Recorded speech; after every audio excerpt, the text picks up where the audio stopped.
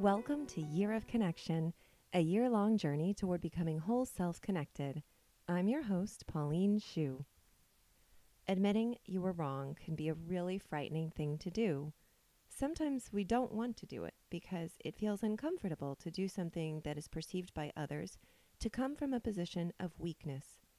Other times, in addition to making us feel vulnerable, acknowledging our mistakes also means coming to terms with potentially deeply troublesome truths about the disconnect between what we say our core values are and how we actually behave. The pain of that process can be overwhelming for many. But the reality of asking for forgiveness is, more frequently than not, quite different from the perception. In today's episode, we're going to talk about the power of saying, "I'm sorry," in strengthening connections and our sense of self.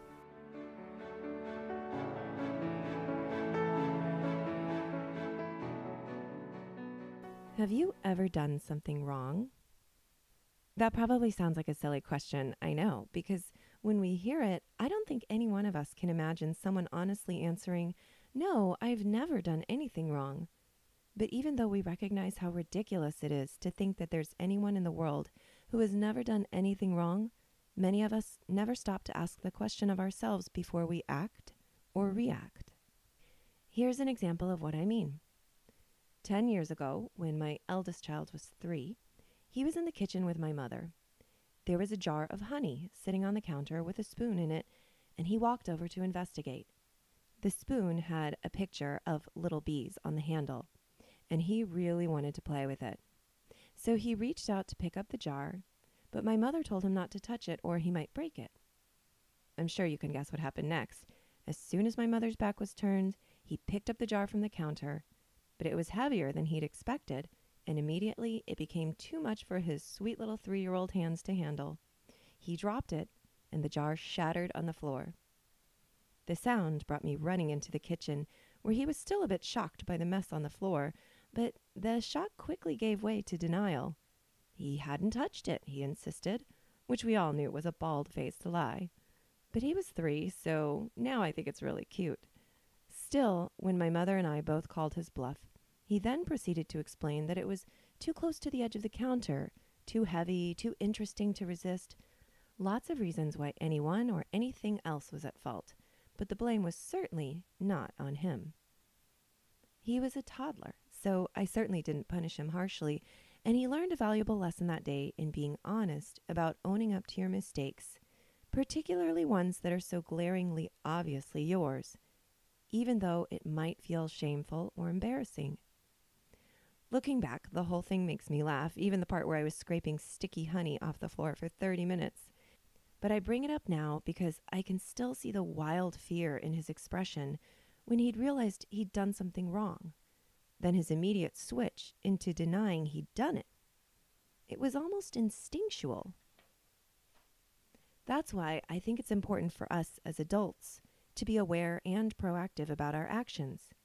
If we ever find ourselves in a situation where we've broken a figurative honey jar, is our first reaction to be afraid?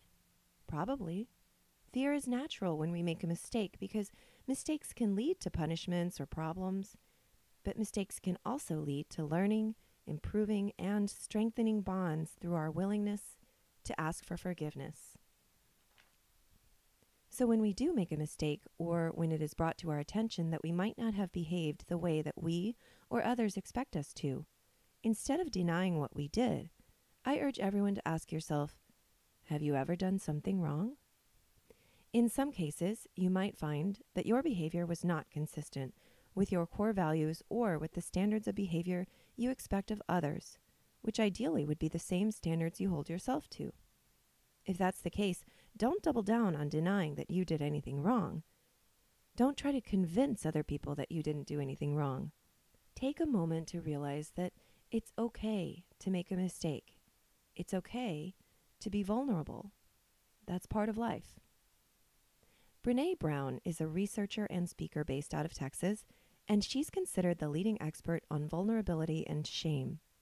If you are a fan of her like I am, you'll understand that shame is something that we should not be ashamed of, that being vulnerable can actually make you better, In most cases of well-chosen core connections, the more safely vulnerable you can be with someone else, the closer you probably are, because it indicates a level of trust with your emotions that is hard to find in just any relationship. In today's show notes, I've included some links to great Brené Brown resources, so please take a look at those if you'd like to know more. But in short, admitting a wrong and apologizing for something that we did that hurt somebody else or caused problems for others is one of the most vulnerable things we can do. And because of that, it is also one of the most human. It's especially important to me that we talk about asking for forgiveness and saying that we're sorry because, in terms of connection, if we cannot humble ourselves enough to admit a wrong, it will be difficult to maintain a long-term relationship of trust. You might be wondering, how can trust exist in a relationship where one person hurts another? But that's something we must accept as an integral part of any connection, because we cannot have an unrealistic expectation of relationships in which no one ever makes mistakes. We can, however, have the expectation that when mistakes are inevitably made, the person who makes them will rectify the situation by admitting they were wrong and apologizing. Without a willingness to humble oneself, any relationship that involves two people cannot be truly trustworthy. Otherwise, what you believe to be a connection is more of an illusion of perfection. So how do you ask for forgiveness? That depends on what you did and your relationship with the other person. But to be quite honest, every apology requires at least a sincere, face-to-face, "I'm sorry," and "this is what I did that was wrong, and I am going to try my utmost best not to do it again." If you make no other gesture of apology, at least make that one. Keep in mind, too, that others do not have to give their forgiveness. We will be talking about giving forgiveness in next week's episode, but for now, let's focus on understanding that asking for forgiveness does not mean you can take it for granted that someone will give it to you. More than likely, if you value the relationship you have with that person and you believe that other person values the relationship with you, chances are it will all work out. But either way, even if the other person doesn't extend their forgiveness, don't let that stop you from doing your part and apologizing. It might not save your connection with the other person, but it will go a long way toward keeping you grounded in yourself. In addition to apologizing, there's another part to asking for forgiveness, and that is making amends. Perhaps that really does mean only saying you're sorry for something like arriving late to an appointment. But for other things, like the breaking of trust in a core value or in a behavioral standard, it's more complicated. It might take a long time to make amends, and the other person whom you've hurt might never forgive you. However, you cannot allow something that you have done wrong to stand. You must do your part in the relationship to fix the problem you created. I had a friend whose partner cheated.